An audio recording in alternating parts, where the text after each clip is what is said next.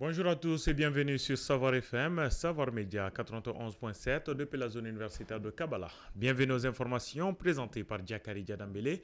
La mise en onde est assurée par Seydou Dambélé.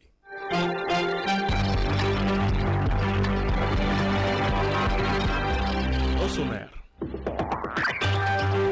Depuis 2011, le gouvernement du Mali, à travers le Comité national de coordination de la lutte contre le traitement des personnes et les pratiques assimilées à réaliser d'importantes actions en matière de lutte contre le traitement des personnes et les pratiques similaires sur toute l'étendue du territoire.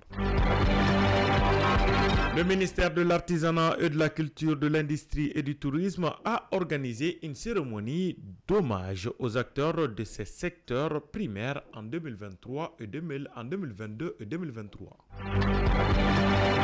À suivre également dans la page internationale de ce journal, la dénonciation de la convention fiscale de non-double imposition signée en 1965 entre le Burkina Faso et la France.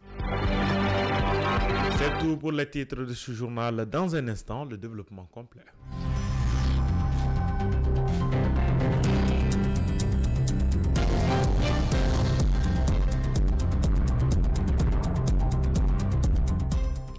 Une fois de plus, bonjour à tous et bienvenue. Comme annoncé dans le sommaire, dans le cadre de la lutte contre la traite des personnes au Mali, depuis 2011, le gouvernement du Mali, à travers le Comité national de coordination de la lutte contre le traitement des personnes et les matières de lutte contre la traite des personnes et les pratiques assimilées sur toute l'étendue du territoire.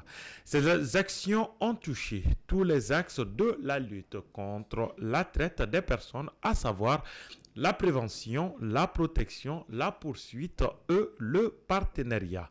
Elles ont permis d'assurer la prise en charge holistique de plusieurs milliers de victimes de traite, de poursuivre plusieurs centaines de trafiquants et de démanteler de nombreux réseaux de trafic de personnes. Les efforts fournis et les résultats obtenus par le gouvernement du Mali à travers le Comité national de coordination de lutte contre la traite des personnes et les pratiques assimilées ont permis au Mali de sortir de la zone rouge pour être classé dans la catégorie 2 dans le rapport 2023 du département d'État américain sur la traite des personnes, reconnaissant ainsi tous les efforts fournis par le gouvernement et l'État du Mali dans la lutte contre ce fléau. La médecine traditionnelle, encore appelée tradithérapie, est l'un des moyens de soins favoris des Bamakois. Pratiquée à base de plantes, elle est surtout sollicitée pour son prix abordable, mais le secteur connaît des difficultés par moment. Suivons ce reportage signé Moussoukroua Traoré. À Bamako, la médecine traditionnelle est très présente dans le traitement de nombreuses maladies. De ce fait, les médecins traditionnalistes sont beaucoup sollicités. Namori Magasuba, médecin traditionnaliste. Je reconnais facilement les arbres et les plantes parce que j'ai grandi dans la tradithérapie. Certains produits ont plusieurs noms, mais on fait la différence. Cependant, quand on n'arrive pas à soigner un malade, on lui dit d'aller à l'hôpital. Nombreux sont ceux qui se dirigent vers la médecine traditionnelle, non seulement pour le coût abordable, mais aussi pour l'efficacité. C'est ce que pense Fatoumata Fomba, habituée des produits traditionnels. Les médicaments traditionnels sont très efficaces. Grâce à ça, mes enfants ne sont pas allés à l'hôpital depuis plus d'1 an. Malgré une clientèle fidèle, certaines difficultés touchent le secteur selon certaines vendeuses de plantes médicinales. Quand on dit aux clients d'acheter certains de nos médicaments à 100 francs, ils disent que c'est cher. Pourtant, ils dépensent parfois plus de 10 000 francs à la pharmacie. À cause de ça, on gagne peu et c'est une grande difficulté pour nous. La médecine traditionnelle peut avoir des avantages et des inconvénients selon l'organisme de certains patients. Dr Boubacar Sako, médecin généraliste. Chacune de ces sciences a ses vertus. Souvent, là où la médecine traditionnelle se bloque, le recours est fait vraiment à un médecin moderne. Bon, il y a des gens aussi qui associent les médicaments traditionnels aux médicaments modernes. Il faut pas que tout le monde vraiment soit un tradithérapeute. Quand on parle de la santé des gens, vraiment, on ne doit pas blaguer. Pour certains, la médecine traditionnelle est le premier recours en cas de maladie, tandis que pour d'autres, c'est un complément de la médecine moderne.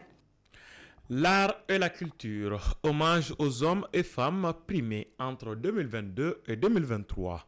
Le ministère de l'Artisanat, de la Culture, de l'Industrie hôtelière et du Tourisme a organisé une cérémonie d'hommage aux acteurs de ces secteurs primaires en 2022 et 2023. Cet événement s'est déroulé le vendredi 3 novembre dernier au mémorial Modibo Keïta. La cérémonie a été présidée par M.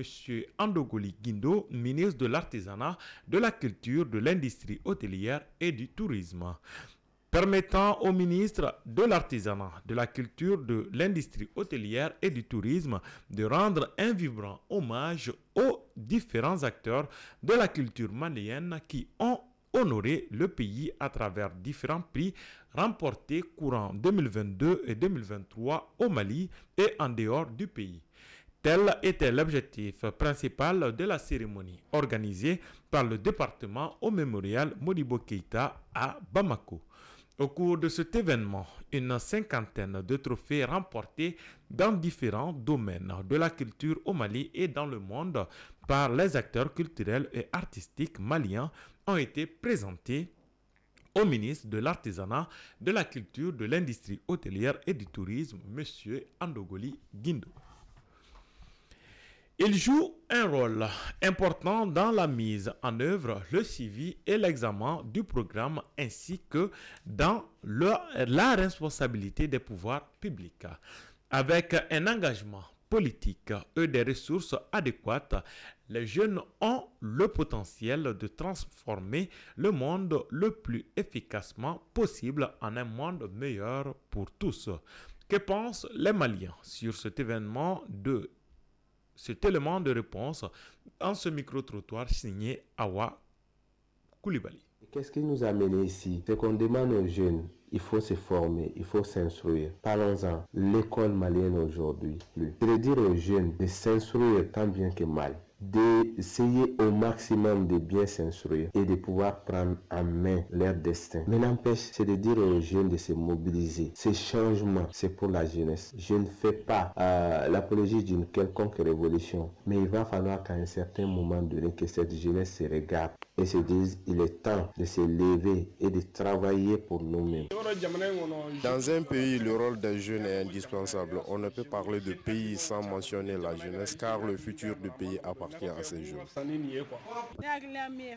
Ce que moi je dis à la jeunesse, c'est d'éviter la destruction des biens publics et privés, car le pays va les revenir après. Donc qu'ils soient solidaires et unis à jamais. La jeunesse d'aujourd'hui, dans la stabilité de notre pays, que je peux dire ou bien dans la stabilité du monde en général, il faut que la jeunesse arrête d'être des suiveurs. Nous sommes pris comme des suiveurs jusqu'à présent. Nous sommes malmenés, pour ne pas dire, nous sommes comme des marionnettes, quoi. Plusieurs pick-up des terroristes ont été détruits par les FAMA à Kidal. Les forces armées maliennes, dans leur dynamique de surveillance des activités terroristes, ont mené des frappes aériennes ce mardi 7 novembre 2023 contre des cibles terroristes dans l'ex-camp de la MINUSMA à Kidal, a annoncé la direction de l'information et des relations publiques des armées d'IRPA. Dans un message d'alerte sur ces plateformes numériques, il est précisé que ces raids ont permis aux vecteurs aériens des FAMA d'identifier et de neutraliser plusieurs pick-up des terroristes. Les FAMA rassurent la population et les invitent à ne pas céder à la propagande des terroristes visant à ternir la réputation de l'outil de défense nationale. Le haut commandement de l'armée rappelle que la sécurisation des personnes et de leurs biens reste la priorité des FAMA partout sur le territoire national. Page internationale au Burkina Faso, entrée en vigueur de la dénonciation de la convention fiscale de non-doublé imposée avec la France. La dénonciation de la convention fiscale de non-double imposition signée en 1965 entre le Burkina Faso et la France est entrée en vigueur ce mercredi 8 novembre 2023 selon des sources officielles. Dans une note de la Direction générale des impôts, les personnes physiques et les personnes morales, publiques et privées contractantes avec des personnes résidentes en France ont été invitées à bien vouloir procéder à compter du 8 novembre 2023 à une application stricte des dispositions du Code général des impôts, notamment en matière de revenus précis ou de sommes versées en contrepartie de prestations quelconques.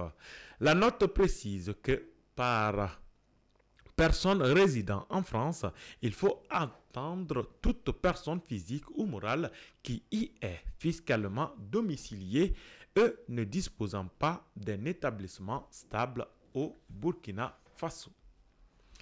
Les relations entre la France et l'Afrique restent à réinventer.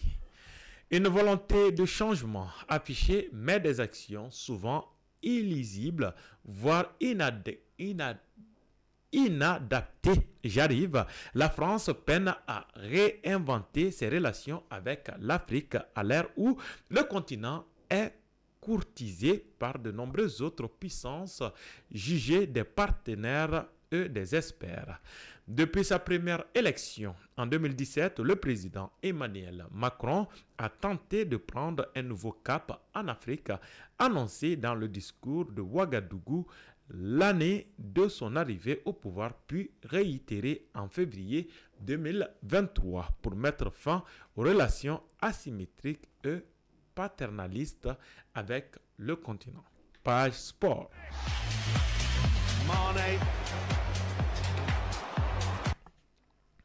Ligue des champions, un test avant la CAN. Le coup d'envoi de l'édition 2023 de la Ligue africaine des champions a été donné le dimanche passé. Ce tournoi regroupant 8 clubs venant de 8 pays est une occasion pour la CAF et la Côte d'Ivoire, pays hôte, de jauger les infrastructures sportives et même hôtelières devant être utilisées lors de la CAN senior prévue en janvier-février 2024.